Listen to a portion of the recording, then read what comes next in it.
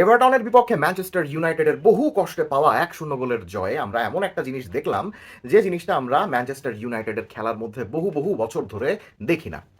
Sir Alex ফার্গুসনের বিখ্যাত যেই Manchester ইউনাইটেডের দলটা সর্বশেষ চ্যাম্পিয়ন্স লিগ জিতেছিল, সে দলে গোলপোস্টের নিচে এমন একজন দাঁড়াতেন যার প্রত্যেকটা গোলকিপিং অ্যাকশন দেখে মনে হতো গোলকিপারটার মাথা আসলেই ঠান্ডা।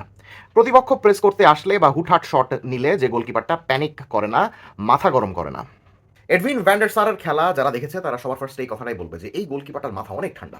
যিনি খামোখা মাথা গরম করে এমন কোনো কিছু করতেন না যা দেখে Gary Neville, Rio Ferdinand, Cristiano Ronaldo বা পল স্কোলসরা ভড়কে যান।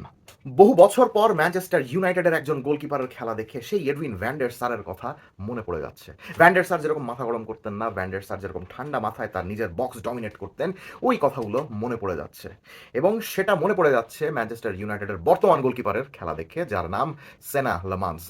এই সিজনে যদি আপনি এখনো লামান্সের খেলা ভালো করে না দেখে থাকেন তাহলে খুব বেশি না, এভারটনের বিপক্ষে ম্যানচেস্টার ইউনাইটেডের ম্যাচটার শেষ 15 মিনিট দেখুন, সেখানেই বুঝবেন যে লামান্স কতটা ঠান্ডা মাথার। একের পর এক কর্নার পাচ্ছে এভারটন, এবং সেই কর্নার থেকে গোল করার জন্য এভারটনের এক গাদা খেলোয়াড় ম্যানচেস্টার ইউনাইটেডের ডি বক্সের ওই 6 ইয়ার্ড বক্সের মধ্যে ঢুকে যাচ্ছে, গাদাগাদি করছে।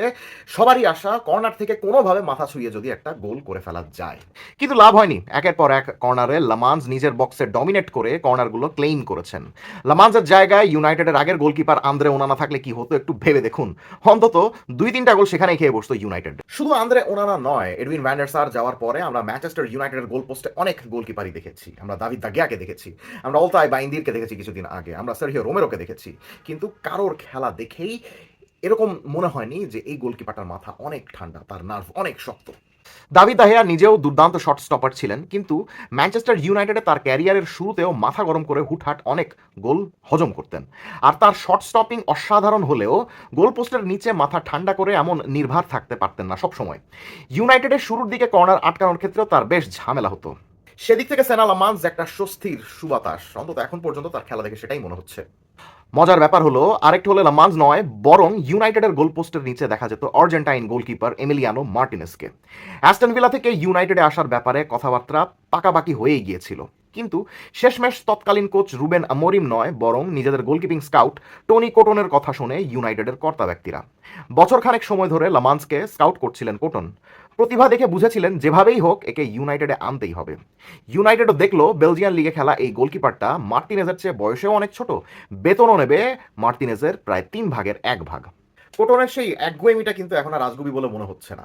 যে গতিতে সেনা লামান্স এগোচ্ছেন তাতে ম্যানচেস্টার ইউনাইটেড তো বটেই, কয়েক বছর পর থিবো কোর্তোয়াকে টপকে তিনি বেলজিয়ান জাতীয় দলেরও নাম্বার 1 গোলকিপার হয়ে যাবেন, এটা মোটামুটি নিশ্চিতভাবে বলে দেওয়া যায়। গত 1.5 দশকের ডিফেন্স, মিডফিল্ড ও অ্যাটাকে অনেক প্রতিভাবান খেলোয়াড় উপহার দিয়েছে বেলজিয়াম। শুধু এই গোলকিপিং পজিশনে কোর্তোয়া আর সাবেক লিভারপুল গোলকিপার সিমন মিনিওলেই ছাড়া তেমন কেউ উঠে আসেননি। লামান্স সেই অভাবটা পূরণ করছেন বেশ ভালোভাবে। বলতে গেলে লামান্সকে ওল্ড স্কুল গোলকিপারই বলা যায়, যার সবচেয়ে শক্তির জায়গা নিজের বক্সে ডমিনেট করে ক্রস ক্লেইম করা, বিভিন্ন লেংথের শট আটকানো, যে কারণে সেট পিস সিচুয়েশনে তাকে ভড়কানো যায় না মোটেও। রিফ্লেক্সও বেশ ভালো।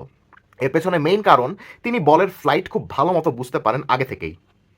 উড়ে আসা বল কখন কোথায় ড্রপ খেতে পারে, কখন কোথায় ডিপ করতে পারে, সেটা আগে থেকেই উনি বুঝতে পারেন, যে কারণে ওই অনুযায়ী নিজেকে আগে থেকেই প্লেস করতে পারেন ও শট আর ক্রসগুলো ক্লেইম করতে পারেন। বল পায়ে এখনো বলা যাচ্ছে না যে তিনি ম্যানুয়েল নয়ার বা এডারসন মোরাইসের মতো দুর্দান্ত বল প্লেইং গোলকিপার, কিন্তু তাই বলে তার পায়ে বল আসলে যে তিনি বলকে রেখে উল্টো দিকে ভোঁ দৌড় দিবেন, ব্যাপারটা সেরকমও না। বল পায়ে তিনি খুব বেশি অ্যাডভেঞ্চারাস না, ছোটখাটো পাস দিয়ে বলের মুভমেন্ট বজায় রাখেন, প্রেস থেকে দলকে মুক্ত করেন। ডান পায়ের খেলোয়াড় যেহেতু, বাঁ পায়ে তেমন লং পাস দিতে চান না গোল পোস্ট থেকে, ডান পায়েই দিতে চান। বাঁ পায়ে লং পাস দিতে গেলে সেটা পাস কম, ক্লিয়ারেন্স বেশি হয়ে যায়। তবে সবচেয়ে বড় গুণ নিঃসন্দেহে তার নার্ভ ঠান্ডা রাখতে পারার ক্ষমতা। গোলকিপারের নার্ভ ঠান্ডা থাকলে এমনিতেই ডিফেন্ডাররা প্যানিক করেন না, আরও বেশি সাহস পান। সে সাহসটা ছড়িয়ে পড়ে বাকিদের মাঝেও। এভারটনের বিপক্ষে সেই সাহসটাই তো দেখালো ম্যানচেস্টার ইউনাইটেড। কমেন্ট সেকশনে জানিয়ে দিবেন সেনা লামান্স সম্বন্ধে আপনি কি ভাবছেন। Let's have a discussion.